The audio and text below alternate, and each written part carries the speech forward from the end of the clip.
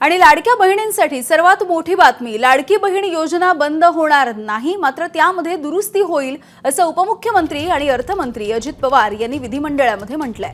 तसंच या योजनेमधून ज्यांची नावं कमी झालेली आहेत त्यांच्याकडून पैसे परत घेतले जाणार नाहीत असा खुलासा सुद्धा त्यांनी पुन्हा एकदा केलाय। पैसे कुणालाही परत घ्यायचे नाहीत, आम्ही कुठल्याही महिलेचे पैसे, भगिनीचे पैसे परत घेणार नाही।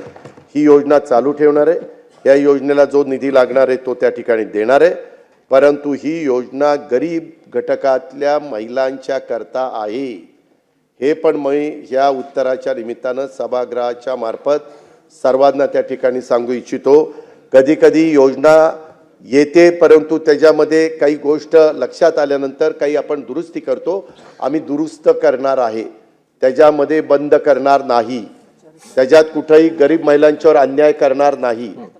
ज्याला गरज आहे त्यांना 100% आम्ही देणारच, त्याबद्दल तसोबर पण आम्ही कमी त्या ठिकाणी पडणार नाही। एबीपी माझा, उघडा डोळे बघा नीट।